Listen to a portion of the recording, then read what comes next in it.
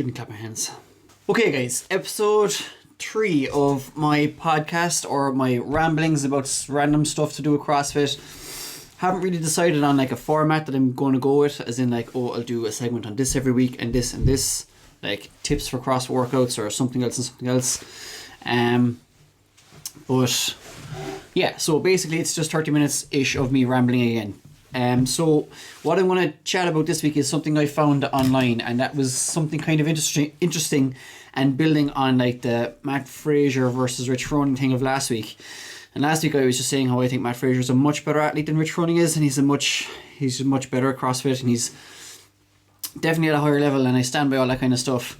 But yeah, that was from last week. But I kind of managed to find an article online that kind of delves deeper into why Fraser is so much better than the other competitors at the moment. So part of it is down to his mindset. Basically, Matt figures out that he's bad at something and he wants to get better, and he wants to know like in great detail how to get better at whatever the problem he's having. So in this regard, it's to do with when he met a guy called Chris Henshaw.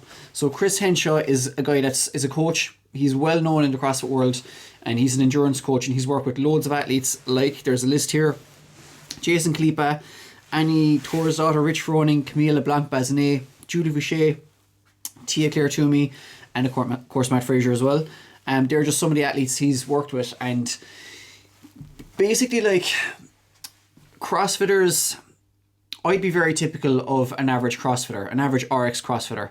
So like I'd be good at stuff like, like Fran, or stuff like where you have a few CrossFit movements, like, if it's something like wall balls, pull-ups, and like a 10 calorie row or something like that, or something else like double unders, toes to bar, handstand push-ups. If you have kind of movements like these, they're all kind of thrown in together, I generally would do really well at workouts like that because I enjoy it.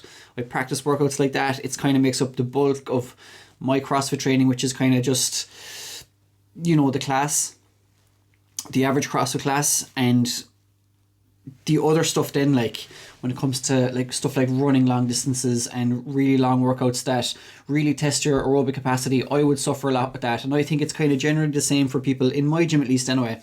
And maybe that's just a downfall because, I don't know, things like this can sometimes stem from the top down, as in like, if you have a coach who loves weightlifting, everyone in that gym will be really good at weightlifting, but we try and avoid that as much as possible. But I think it's true for everyone, where most people just hate like the long endurance stuff. Like you always see the memes online about CrossFitters hating running and stuff like that. So I think most people go through their CrossFit journey and they'll reach a point where they'll start to get good at this kind of thing, those movements, and then they start to plateau. And it's when they reach that point is probably when they should start looking at other aspects of their game, as in like, okay, I need to work on my endurance because I'm not very good at endurance and stuff like that. So in Matt's journey, he was kind of working along the same lines, except it's scaled way up because he's obviously like, one of the best athletes in the world. So like, I'm going to read out a few quotes from this article, right? And one of the quotes that Chris Henshaw's talking about here is like, he says, if you look at videos of Matt Fraser from 2014 and 2015, you'll see him breathing heavily very regularly. And this is because he hasn't learned to train his breathing muscles yet, which is really interesting, right? So they also give in this article kind of a list of like his regionals performances from 2013 to 2018. And in regionals every year, there's typically one really long workout. Like in 2018, when there was a few Irish lads there like PD Savage and I think Sam Stewart and Arminus, it was like 333, so I think it was something like run 3k on the True Form Runner, row 3k and 300 double unders, something like that. I can't remember exactly what the event was, but they've typically a long event like that every year. And in 2013, Matt came like 18th in that region. In 2014, he came 4th, which is much better.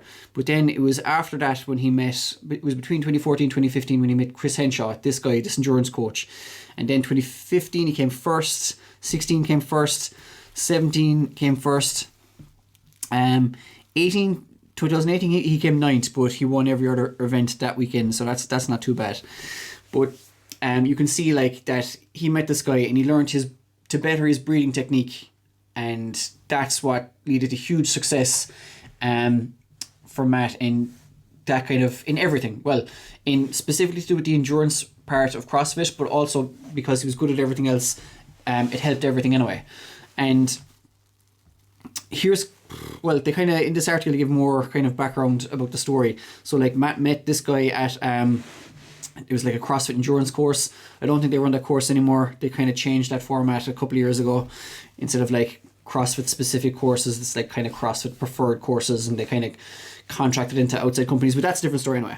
But like what sets Matt above everyone else is that Chris Henshaw says Matt's very smart. He wants to know the meaning behind things, and once he can rationalize the why, he's all in.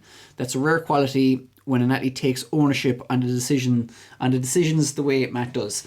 So like this is exactly what I was talking about earlier in terms of like Matt Fraser is just thinking on another level in terms of like everything basically. You know, he wants to know why exactly he's doing something in terms of his like exercise and programming, or probably his nutrition as well. And like the man says here, as once he can rationalize that, he understands that, he completely like dedicates himself to like that cause, or you know, he brings whatever the plan is totally on board, if that makes sense. So like a lot of other athletes probably just be along the lines of like, you know, my coach told me so I'm just going to do it, like I just do what I'm told. But Matt is like very smart, and he just wants to know the rationale behind these things. So what else did I say here? Yeah, just Matt, as a lot of people would know, and I've said previously, was a really high level weightlifter, and he was probably really good at like all those other movements I was talking about earlier, you know, with the weightlifting and handstand push-ups and gymnastics and things like that. And the same as a lot of people would be as well. You know, you really practice these often, and they probably come up more. We would do more of that stuff generally than long aerobic workouts. Even if you look at, I know some CrossFit gyms have like endurance classes on the timetable, and those endurance classes are probably like once a week. So even if you're going to CrossFit in one of those gyms 5 times a week, you're getting one of those classes out of every 5. So the other 4 classes are more focused on, we'll call it like CrossFit style movements and workouts. So, you know, they don't get a lot of exposure to that kind of thing. Anyway, another quote from the article is, before I read out the quote, Matt was practicing swimming with Chris Henshaw one day, and you know, he was swimming in a pool, and he said he felt very heavy, like he said he felt the weight of the water on his chest while he was swimming, but that wasn't actually the reason why, that wasn't actually what was happening. Basically from that, right, and here's the quote, Chris says that weightlifters and gymnasts generally have weak intercostal and diaphragm muscles. They fail because their lungs are not adapted. This manifests itself in weakness in the arms and legs because the blood is being used to bail out the lungs, which is really interesting, right? So if you think about it, take a workout like Karen will say. So Karen is 150 wall balls. Now this is not exactly the same thing, but I think a lot of people could identify with the wall ball, and they can, you know, if you've done wall balls a few times, you know that 150 is a lot, and it's really kind of aerobic-esque workout. Not exactly, but kind of. So like, yeah, people know what a wall ball is, they know how a wall ball feels, and you know that 150 of them is kind of entering into like endurance territory. So, you know, that could take someone on average, like good athletes probably get it done in 6 minutes, average CrossFitters maybe 8 minutes, and then if you're kind of, you know, just borderline RX CrossFitter doing the RX weights, it could take up to 10 minutes, and that's fine. But, you know, basically it's kind of like, you know, let's say type 2 muscle fiber kind of territory, isn't like, it's not sprint work, that's for sure. So you're doing a workout like Karen, and, you know, if for the sake of argument you could say it's Karen, and then it's like rowing, and then it's like the assault bike, and you know it's going to be like you've a 30 or 40 minute workout on your hands at that stage. And if you're doing like 150 wall balls, and your arms and legs are really tired, and you're breathing really, really heavily, and you're not used to, you don't do a lot of aerobic work, you're not used to kind of, we'll say, you know, running long distances or concentrating on that side of your game, exactly what we're talking about here, and your arms and legs are really heavy, a real possible symptom of what could be happening is like your arms and legs can't recover because you're breathing so heavily that your body is taking blood from those muscles to bail out your lungs. So you're breathing so heavily that your body is trying to get as much oxygen around here, and like there's not a lot of oxygen being delivered to your extremities. And I think this is extremely interesting, and it's like I find it a really good reason to start working on more long endurance stuff, because I always have this kind of silly kind of thing in my head that if time spent working on endurance stuff, you could be spending lifting weights, and that was probably going to affect my strength or something like that. It could be maxing out or lifting something heavy and getting stronger. But in reality, I suppose I'm a CrossFitter, not a weightlifter, so I shouldn't be thinking like that. You want to make sure your horizon is nice and broad and you can do well, not excellent, but do well at a lot of different things. And one of those things should be like endurance stuff.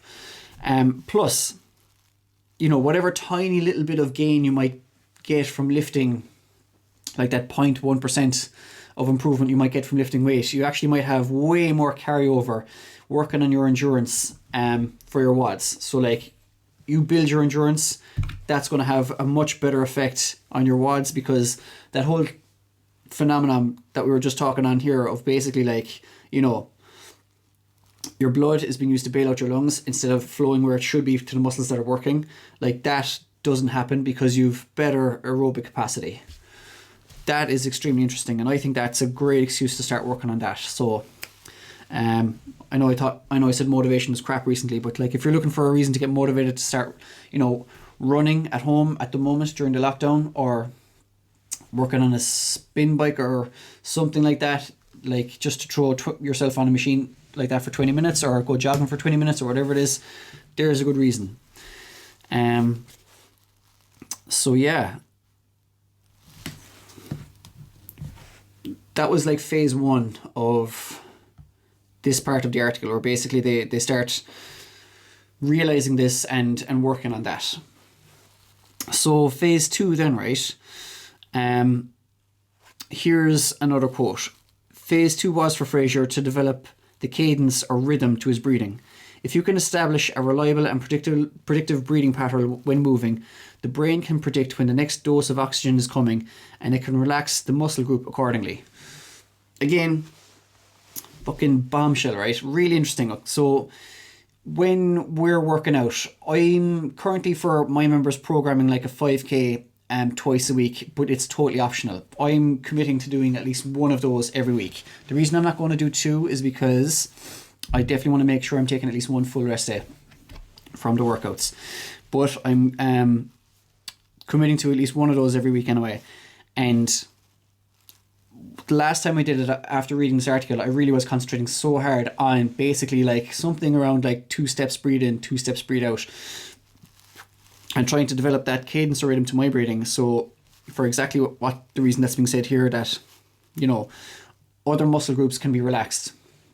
For me in particular, because I don't do enough of it, my lower back gets really tight when I'm running, especially if I'm running on any kind of an incline uphill. It just gets really tight, and I know that I'm tensing those muscles when I don't need to be. I'm like either leaning forward or I'm too upright, or maybe a combination of both.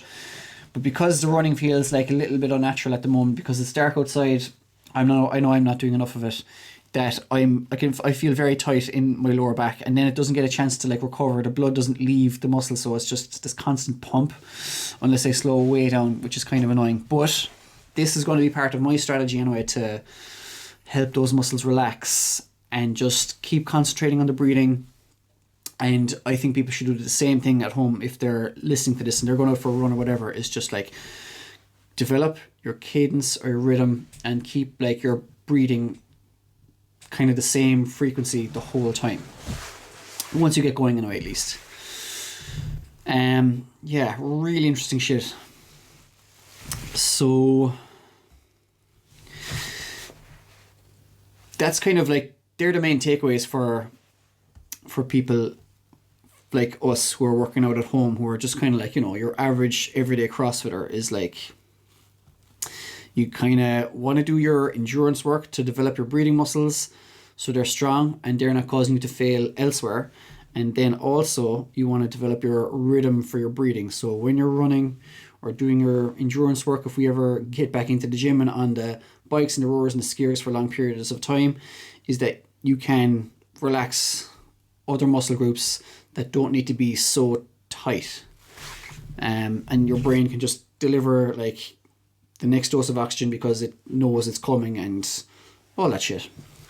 Yeah, the rest of this article then, it just talks about Matt Fraser again and stuff specific to him. So what was kind of really interesting here, if I can find it, is basically Matt Fraser has 13 different speeds of breathing. Where is it? Yeah, so Matt Fraser has 13 different intensities that he trains at. So everything from walking pace up to like 100% full out sprint. And like it's all to do with kind of, you know, developing this breathing pattern, and they built on that. So like he doesn't specifically know that he's doing a workout, and he doesn't look at the workout and be like, okay, this is intensity number 7. I'm going to go this hard. I'm going to breathe like this and blah, blah, blah. He's basically kind of trained himself to fall into it automatically, but they worked it out that it's one of 13 different ways that he's going to work. Now, probably not 13 different ways if it's in a fucking competition, because obviously the lower intensities won't apply.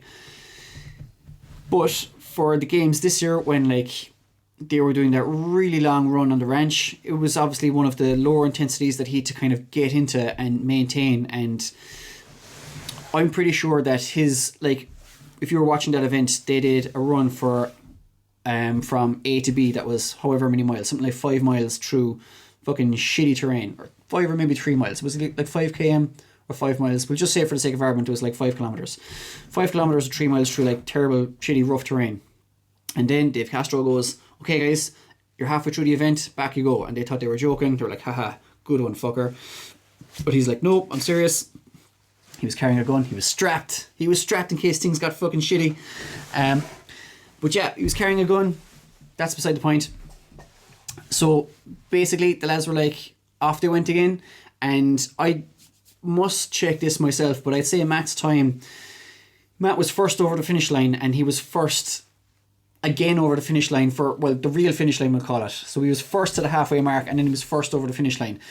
And that wasn't the case for the ladies, right? I think it was Tia Claire Toomey that was first over the pseudo finish line, or where they thought was going to be the finish. But then it was Catherine Davis' daughter, who was actually fourth, I think, ended up winning it. And she obviously has that kind of a little bit better developed than the other girls, because she was able to maintain the pace or keep going. But Matt Fraser anyway was definitely, you know, picked his intensity and stuck with it, and was able to maintain that pace or replicate that pace for that second half. So that's just kind of amazing to me. And it's just another reason why he's kind of like way above, you know, other athletes and previous athletes. Like I remember when there was a 333, which was like a 3 mile run in the games. It was like a 3 mile run. It was in this order. It was 3 mile row, 300 double unders, 3 mile run. And Retroning was doing that, and he was walking for a portion of the run, and like people were shocked because this is the fittest at the time. It was like the 3-time fittest guy in the world, or previous champion, and he's walking in a 3 mile run, and people were just like, holy fuck. So again, it just shows like major differences there between Matt and other CrossFitters, and why he is absolutely the best. And a lot of what I'm saying here I think also goes for Tia as well. I just don't think there's that comparison with the ladies of Tia and someone else. I think Tia is definitely the best female athlete, but she's totally out there on her own. There's no one else that's won it 3 times. Has she won it 3 times? Come second twice, I do believe. Won it 3 times. I think she's going to win it a 4th time. But there is this comparison on the men's side with Matt and Rich, and that's basically why I'm talking about it. Of course, Tia Claire Tooley is amazing. She's like a Commonwealth Games champion. Or is she champion? She competed in the Commonwealth Games anyway. And apparently now she's going on a bobsled team. I'm going to research that and see how true that is. I've seen a couple of clips on Instagram, I think, of her like at a bobsled track or something like this. I wonder how that's going to affect her training. She'll probably do a lot of similar stuff, but then she'll definitely have to take time away from CrossFit. You know, probably less time spent working on skills and stuff, but it mightn't matter to her because she probably is in great shape for the Open, just needs to finish in the top, whatever it is, 20 there, you know, and do this for the Winter Olympics. Crazy. I'll have to look into that. I doubt she's going to completely put aside the CrossFit thing. Maybe a lot of the training for the bobsled team is similar to what they might do in CrossFit. There might be a lot of carryover. Obviously, there's some carryover. She's going for it. Otherwise, that would be a bit mad. She's actually not the only female athlete to do it either. There's another CrossFit lady. Can't remember her name, but I do believe she came from gymnastics, and she competed at a really high level in CrossFit. I'll have to Google that. And then onto the bobsled team. Wow, so I've just Googled it, right? James Newbury, he's a really famous CrossFit athlete from Australia. He probably is the fittest Australian. Well, probably was the fittest Australian about 2 years ago. He was in the top 10 in the games in 2019, I think, and he's gone to bobsledding. The other girl that I was talking about is Colleen Fottish. I have no idea, but she was in the CrossFit Games 3 times as a team, and then obviously you've got like Tia Claire Toomey as well. And there's a few more ladies. Belaine McConnell. Belaine. Is Belaine male or female? Blaine. Belaine McConnell? It's a he. Belaine McConnell is a he. There you go. Names and gender and shit. Yeah, so loads of bobsledders and loads of CrossFitters doing bobsledding. And that's basically it. So that's why Matt Fraser is so good. That's why Matt Fraser is able to recover so fast. Like, they had a triple tree last year, which is a chunk of movements, a short period of time to recover, and another chunk of movements, and that happens 3 times. And he was they were all in the middle of, there was like not much separation for the first part of that workout, then a bit of separation for the second part, and then for the last part there was huge separation, which was Matt out on his own. And a part of that is basically because he's worked on his endurance, developed his breathing muscles, knows what kind of different intensities he's going to work out at for whatever it's going to be. If it's going to be something like sprinty or something more long in endurance, he knows exactly how he's supposed to feel because he's worked on that, and that's one of the reasons why he's winning and he's the best. Boom. Cool. So that's that.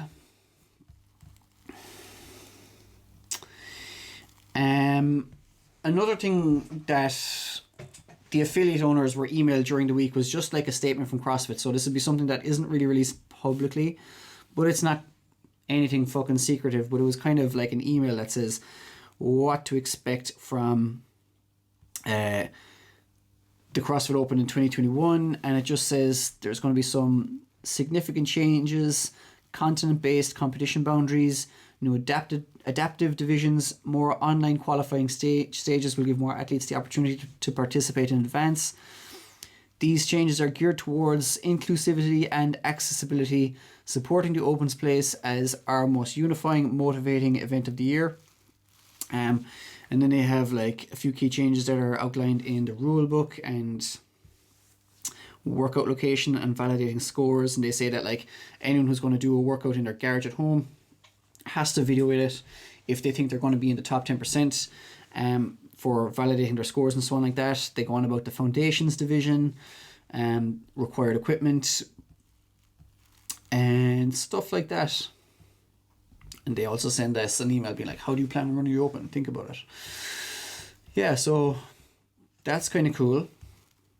And the other thing I want to talk about is the Open again. So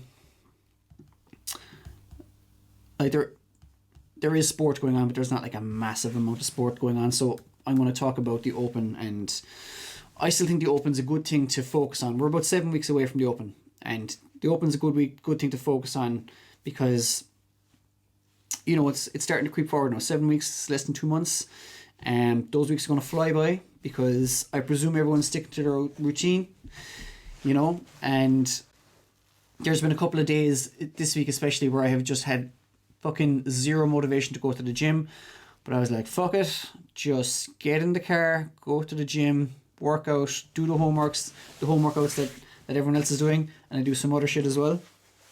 And once you get going, it's absolutely fine. But there was like definitely a few days where I'm just like, oh, I don't want to go to the gym, but you just have to fucking power through that shit and just basically just stick to your routine. Just literally without even thinking, get your legs moving towards your workout gear and just start. And boom, once you start, you will feel great when you finish. That's basically it.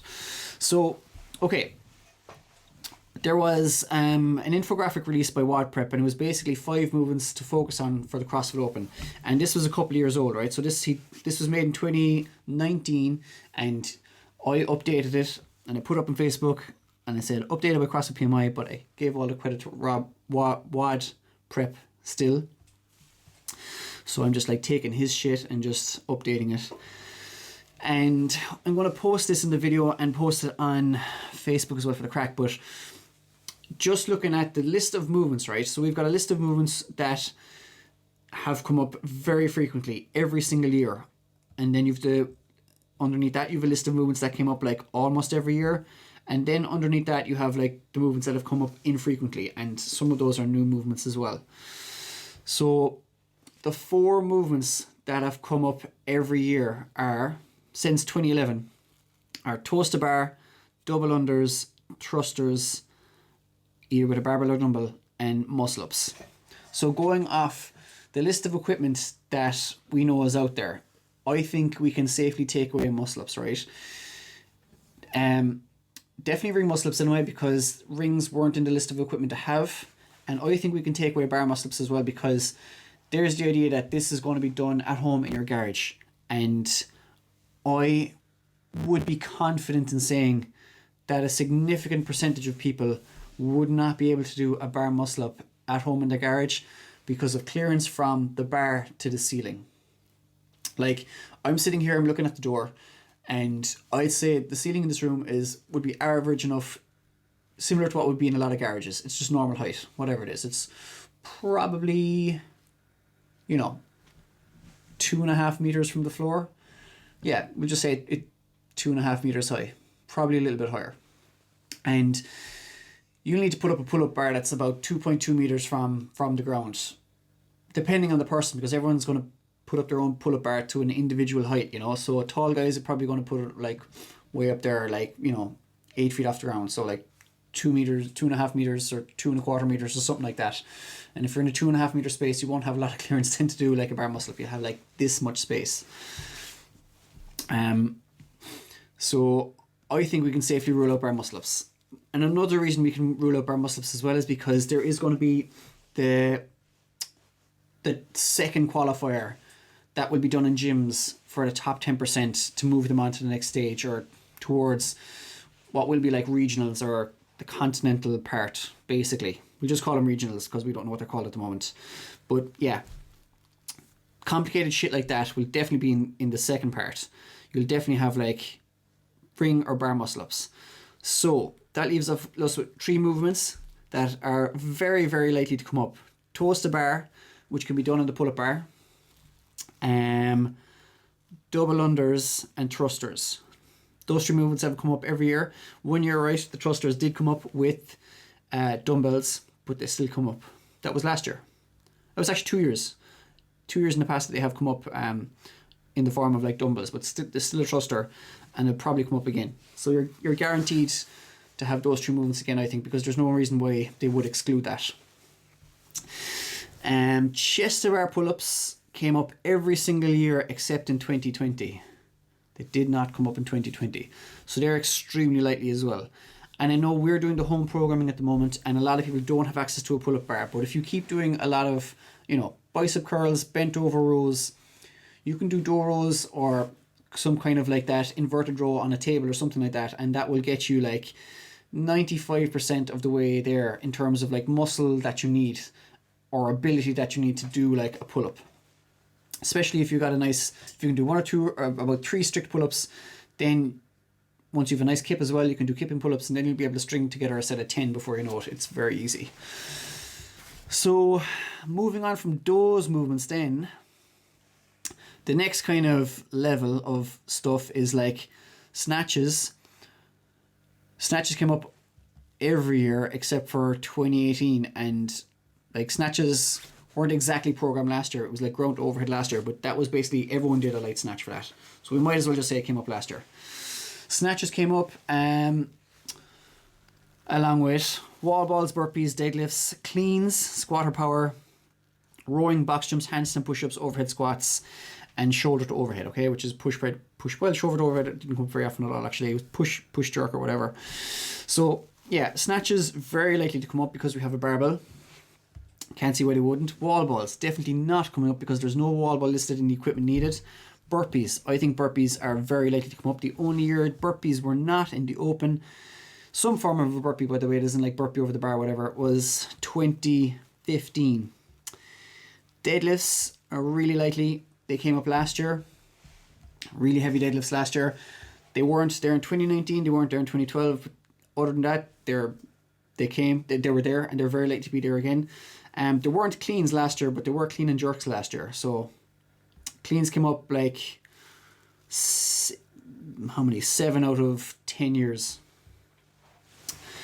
So they're pretty likely, but not as likely as the other ones. So we'd be very likely to see a snatch, burpee, deadlift, clean, and like clean and jerk.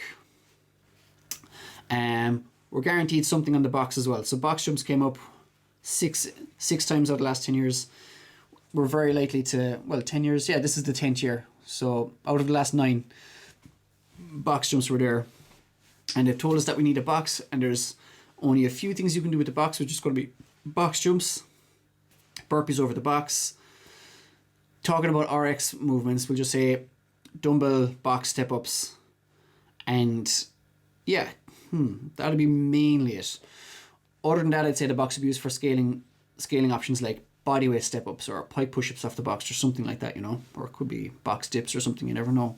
But they'd be like the 3 main things that would come up, and I'd say we're definitely going to see one of those 3. And I hate dumbbell box step-ups. Oh my god, such a nightmare, such a hard movement for me. I probably should practice them now. Fuck.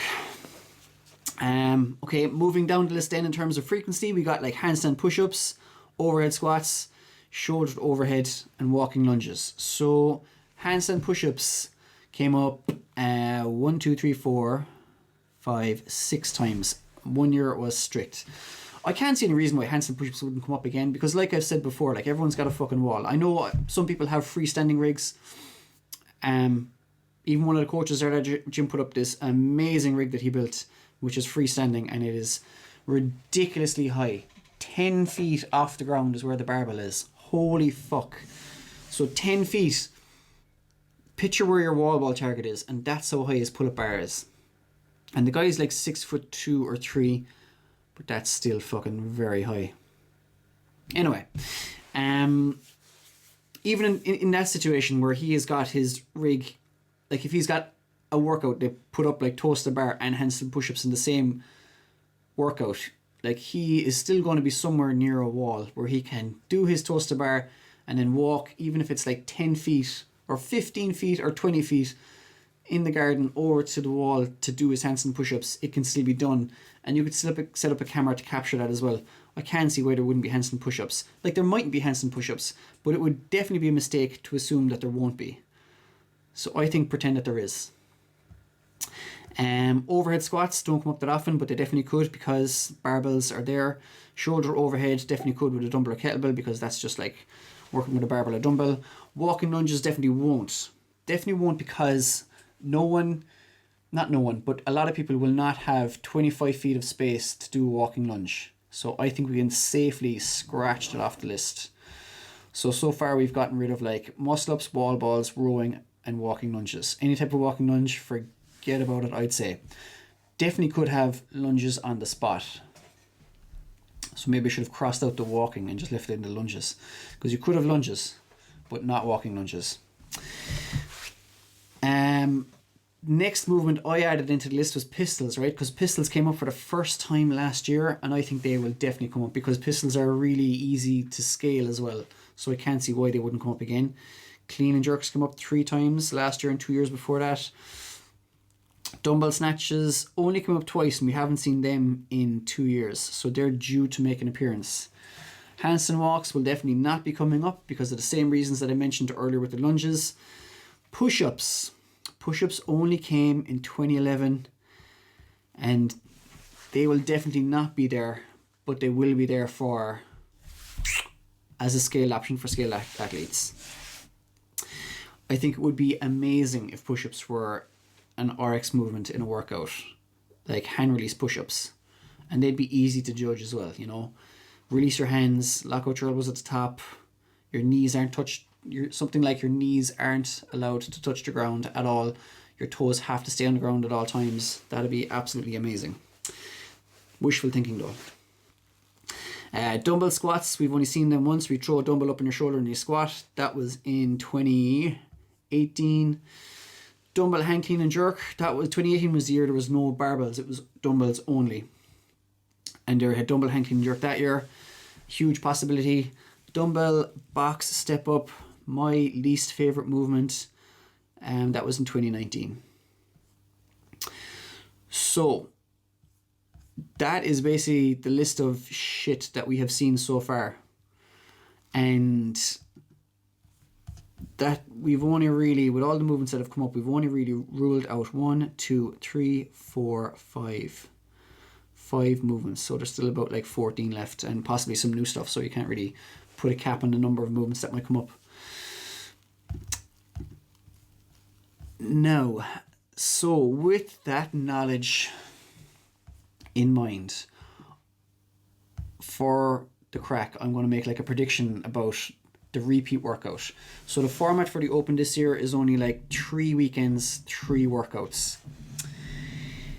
And they mightn't have a repeat, but I think they will have a repeat because I think they'll be like, let's see how well people have done training at home in a garage, alone, and compare it to 2019 or 2020 rather. So yeah, how did they do in comparison? Well, it was actually October 2019, but we'll just call it the 2020 Open.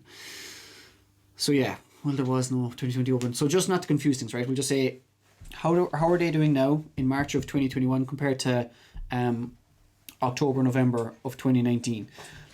People have been away from the gyms. How is their fitness comparing?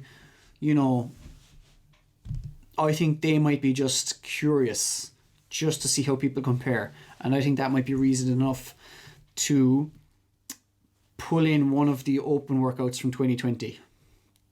And my number 1 pick for a repeat would be 20.4. And the reason I think it's 20.4 is because it's heavy, right? And you need a heavy workout to create some kind of separation between like normal RX athletes and elite athletes. So normal RX athletes probably won't get a workout like 20.4 finished, and then elite athletes will. So you create separation in the field, and I think that's needed to happen in the Open, because you don't want, a load of people doing kind of similar work, like not similar workouts, but workouts that are very, very accessible. If you have a massive group of people doing workouts that are very, very accessible, you may have a situation where some people who have huge weaknesses in their abilities moving on when they don't really deserve to. So like you might have some guy or a girl who is like, fit and got good endurance but weak as fucking piss, and then they're beating the shit out of other athletes because the workouts kind of favour them. And that's not really kind of a proper test. So if they're trying to get like kind of the broadest test possible out of 3 workouts, I think 20.4 is a shoo-in. So just while we're talking about it, 20.4 was a big long chipper. It had a time cap of 20 minutes. It was 30 box jumps, 15 clean and jerks. The guy's weight starting off was 40 was like 95 pounds, so that's 42 kilos. So And if I get up the workout description on the scorecard, that's better. So yeah, 30 box jumps, 15 clean and jerks. So 65 pounds for the ladies, 95 pounds for the guys, which is, do they have the weight in kilos in this thing? Workouts. Anyway, 42 and roughly like 25 kilos or something like that for the girls. And basically, the next one was 30 box jumps, 15 clean and jerks again. It was like 60 kilos for the guys, 30 box jumps again, 10 clean and jerks, 82 kilos. And then, for the first time, they had pistols, 30 pistols, and then it jumped from 80 to 100, 102, and then 30 pistols again, and then the weight jumped up to like 125.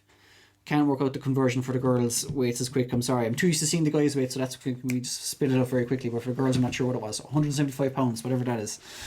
175 pounds. It's roughly like 90 kilos for the ladies. And then 30 pistols again, and then the last weight is, I think it's 140. 140 for the guys. It's 315 pounds. That's roughly 140. Or maybe 135. Yeah, 140 is what I think it is. So that's 205 for the ladies. So that's about 92 kilos. 5 clean and jerks at that weight. So would be a really good workout to create some separation in the field. And if it's not that, then, and also just on that, right, basically you're using the implements that you have, as in you're using like the box and the bar, and there's not a lot of stuff we can do with the box, but that's definitely one of the workouts, and it's one of, like, you know, it uses the equipment that we have available, and there's 3 other workouts that are just totally ruled out because there's rowing, wall balls, muscle ups, and they don't fit with like what we have available. But that leaves one more workout then. So, and that other workout is 20.2. So 20.2 was 4 dumbbell thrusters with 2 dumbbells, 6 toes to bar, and 24 double unders. And you do as many rounds as possible in 20 minutes. So this was a really good workout, but this is a really good workout, and it could definitely be like, you know, toes to bar, dumbbell thrusters, double unders. There's 3 movements there that are all like eligible to, they're actually the top 3 movements that came up every year, and it's possible that they're going to come up again. They definitely will come up again. But like, that's an example of a workout now where you could have, like, you know, someone like myself getting really close to like the top level athletes, because, you know, the average RX CrossFitter can do like dumbbell thrusters fairly okay. 4 of them, not an issue. 6 toes to bar, not an issue. 24 double unders, that's fine too. And obviously you're moving quick, and 20 minutes is kind of getting pretty long, but, you know, it's kind of like, it's almost like you're getting an inflated score, if that makes sense. I suppose that's a harsh way to put it, but yeah, that'll be my second choice anyway. And that's why I think it'll be one of those 2 workouts if there is a repeat. And both of those workouts are good. I like them both. They're not bad at all. And there's been 1, 2, 3, 4 years previously where the workout that has been repeated has been from the previous year. So it's not like a trend. It's not like unusual to have a workout from 2019 repeated again in 2020, if that makes sense. Or in this case, 2021. Yeah, so that's pretty much that with the open.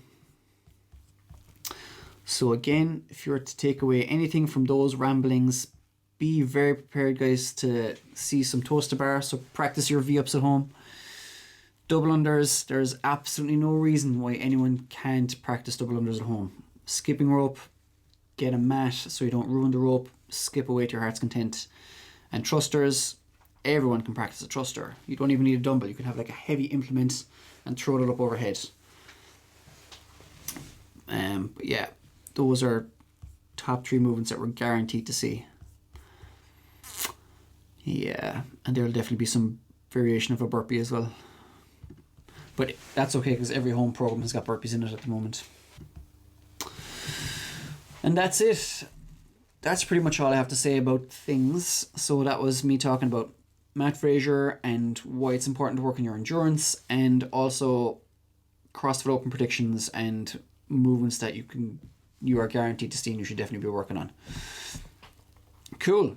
Okay, we'll see what random shit I'll talk about next week. Until then.